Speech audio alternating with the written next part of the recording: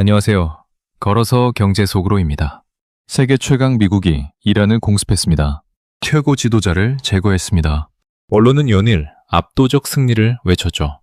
그런데 이상합니다. 이란은 무너지기는커녕 오히려 더 단단하게 뭉치고 있습니다. 폭탄을 맞으면서도, 지도자를 잃으면서도, 죽어가면서도 항복이라는 말이 없습니다.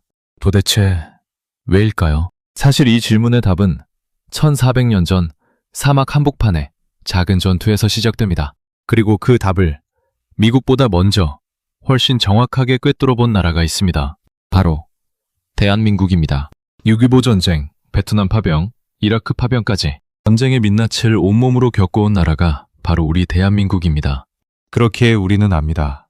아무리 하늘을 장악하고 폭탄을 퍼부어도 땅에 깃발을 꽂지 않으면 전쟁은 절대 끝나지 않는다는 것을요.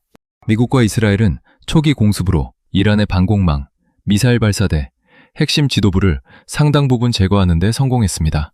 언론에서는 연일 압도적 승리를 외쳤죠. 그런데 문제는 그 다음입니다. 항공전만으로는 전쟁을 끝낼 수 없다는 겁니다.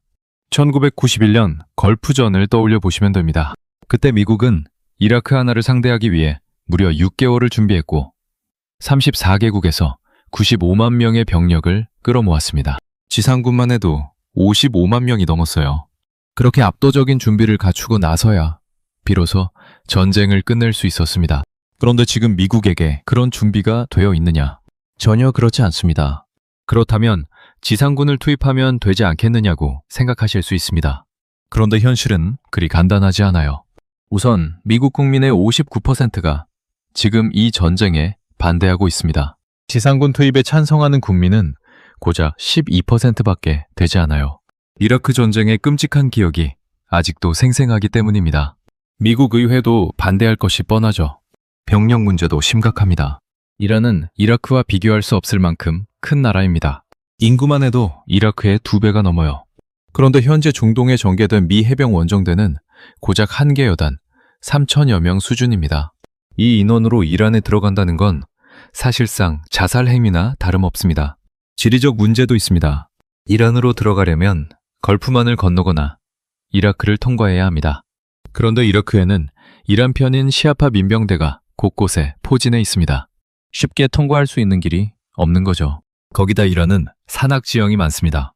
이라크처럼 탱크가 마음껏 달릴 수 있는 사막 평야가 아니에요. 걸프전 때는 광활한 사막에서 미군의 에이브람스 탱크가 눈먼 이라크 기갑부대를 일방적으로 학살할 수 있었습니다.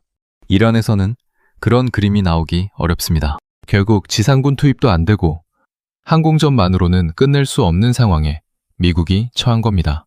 월집을 들쑤셨는데 정작 손을 쓸 방법이 마땅치 않은 것이죠. 이란이 왜 이렇게 죽어가면서도 항복을 안 하는지 이해하려면 먼 옛날 이야기부터 들어야 합니다.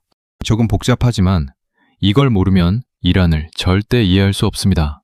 이슬람의 창시자 무함마드는 570년에 태어나 632년에 세상을 떠났습니다.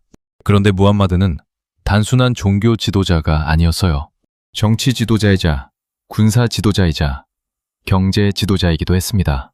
그러니 그가 죽고 나자 엄청난 권력 공백이 생긴 겁니다. 당연히 후계 다툼이 벌어졌죠. 무함마드의 뒤를 잇는 지도자를 칼리프라고 합니다. 샵셋 32년부터 661년까지 4명의 칼리프가 탄생했는데 네 번째가 바로 알리입니다.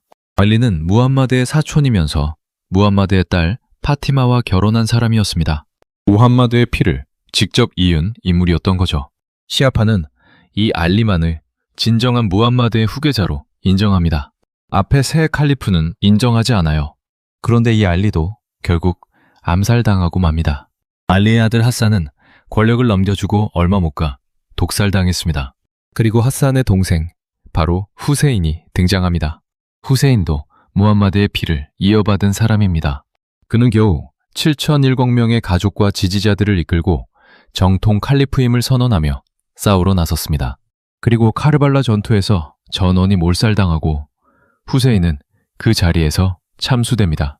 이 사건이 시아파에게는 단순한 역사가 아닙니다. 신앙의 뿌리이자 1400년을 이어온 순교의 서사입니다. 해마다 아슈라라는 추모일에 시아파 신자들이 가슴을 치며 통곡하는 것도 이 후세인의 죽음을 기리는 것입니다. 이 슬픔과 분노가 지금도 살아 숨쉬고 있는 거죠. 이야기는 여기서 끝나지 않습니다. 시아파에서는 알리를 1대 이맘으로, 하산을 2대, 후세인을 3대로 이어가며 12대까지 이맘의 계보를 이어갑니다. 무함마드의 혈통이 대대로 내려오는 거죠. 그런데 이 12번째 이맘이 9세기에 갑자기 사라집니다. 당시 5살 안팎의 어린아이였습니다. 세속 권력자들이 이 혈통을 두려워해 죽였을 거라는 설이 유력합니다. 그런데 시아파는 그렇게 생각하지 않습니다. 죽은 게 아니라 숨은 것이다. 시아파 신자들은 12번째 이맘이 지금도 어딘가에 살아있으며 세상의 종말이 가까워지면 다시 돌아와 정의로운 세상을 만들 것이라고 믿습니다. 마치 메시아의 재림과 같은 신앙이죠. 이것이 바로 12만파의 핵심 믿음입니다. 이란이 바로 이 12만파 시아파의 나라예요. 그렇다면 여기서 중요한 질문이 생깁니다. 12번째, 이맘이 돌아올 때까지 누가 이 세상을 다스려야 하는가? 이 질문에 대한 답으로 호메이니가 만들어낸 것이 바로 벨라야트 에파키, 즉 신의 대리 섭정 체제입니다. 최고 종교 지도자인 라흐바르가 이맘을 대신해 세상을 다스린다는 개념이죠. 초대 라흐바르가 호메이니였고 이대가 하메네이였습니다. 다시 말해 하메네이는 단순한 독재자가 아니었습니다. 시아파 신자들에게 그는 신의 뜻을 대신 실행하는 존재였던 겁니다. 자, 이제 이 맥락에서 미국의 공습을 다시 바라보겠습니다. 미국은 하메네이를 제거하면 이란 체제가 흔들릴 것이라고 계산했습니다. 독재자를 없애면 주민들이 해방될 것이라는 논리죠. 얼핏 보면 그럴듯합니다. 실제로 이란 국민 중에는 하메네이의 독재 체제에 지쳐 민주주의를 원하는 사람들도 분명히 있습니다. 그런데 결정적인 문제가 있습니다. 하메네이를 죽인 것이 이란인이 아니라 미국이라는 점입니다. 우리 역사를 생각해 보시면 됩니다. 4.19 혁명, 5.18 광주민주화운동, 육침 항쟁. 우리가 스스로 피를 흘리며 싸워 민주주의를 쟁취했기 때문에 오늘날 이 민주주의가 우리 것이 된 겁니다. 민주주의는 하늘에서 뚝 떨어지는 게 아니에요. 스스로의 손으로 일궈야 뿌리를 내립니다. 그런데 지금 이란에서는 어떻게 됐습니까? 미국이 들어와서 지도부를 날려버렸습니다. 그러자 민주주의를 원하던 이란인들조차 총을 들게 됐습니다. 원시 상황이 되어버렸으니까요. 더 심각한 건 하메네이의 죽음이 순교로 받아들여지고 있다는 겁니다. 혁명 수비대는 하메네이를 이맘으로 격상시켰습니다. 신의 대리인이 외세에 의해 순교한 것이 되어버린 거죠. 12만파 신자들에게 이건 분노를 넘어 신앙의 문제입니다. 미국이 독재자를 없애려다가 오히려 성인을 만들어버린 셈입니다. 미군 중부사령관은 공습 초기에 이런 말을 했습니다. 뱀의 머리를 잘랐다고요. 지도부만 제거하면 몸통은 알아서 쓰러질 것이라는 자신감이었죠. 그런데 이란은 뱀이 아닙니다. 메두사입니다. 머리가 하나가 아니에요. 하메네이의 아들 모즈타바는 혁명 수비대 20만 명의 실질적 지휘자입니다.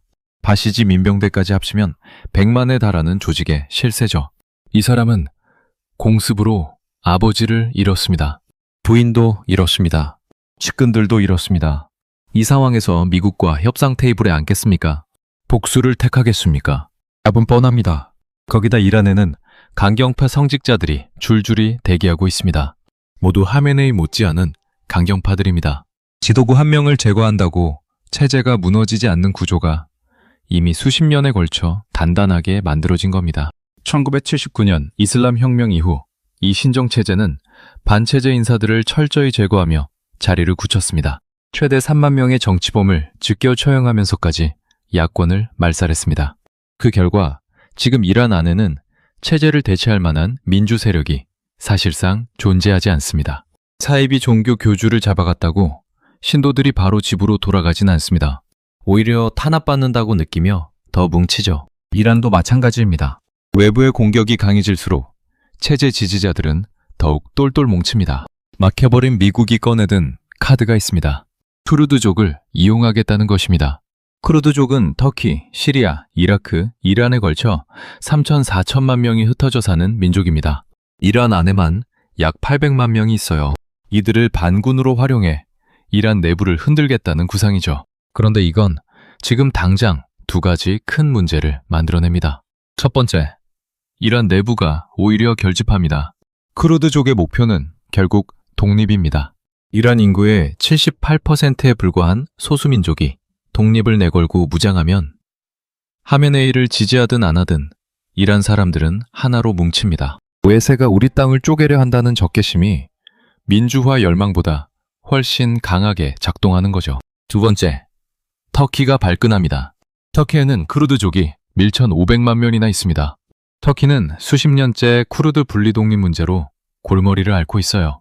미국이 쿠르드에게 무기를 주고 지원하면 그 쿠르드족이 터키와도 연대하려 하지 않겠습니까? 나토 동맹국인 터키와 정면으로 충돌하는 상황이 벌어질 수 있는 겁니다. 게다가 쿠르드족은 미국에게 배신당한 기억이 한두 번이 아닙니다. 이라크 전쟁 때도 IS 격퇴 때도 미국은 쿠르드족을 이용하고 나서 결국 등을 돌렸습니다.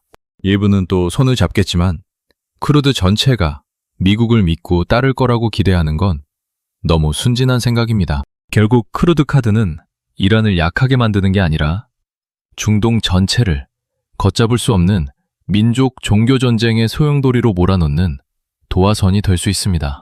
마지막으로 가장 무서운 카드가 남아 있습니다. 바로 호르무즈 해협입니다. 호르무즈 해협은 전 세계 원유의 약 20%가 지나는 길목입니다.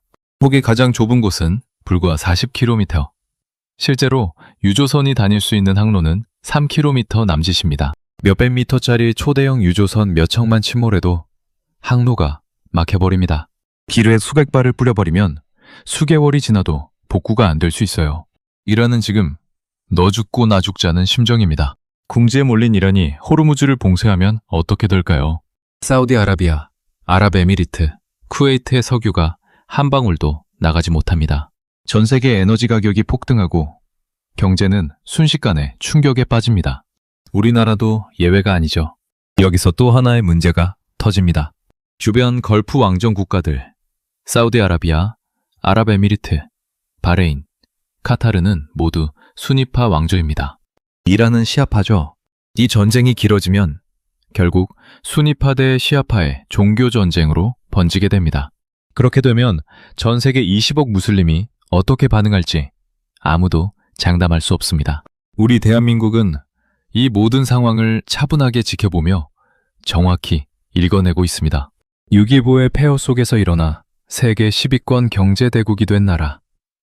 피로써 민주주의를 일군 나라이기에 전쟁이 얼마나 복잡하고 무서운 것인지 우리는 누구보다 잘 압니다. 미국이 총으로 풀려는 문제를 우리는 역사와 지성으로 이미 읽고 있었습니다. 벌집은 들쑤시는 게 아니라 달래는 법을 알아야 합니다.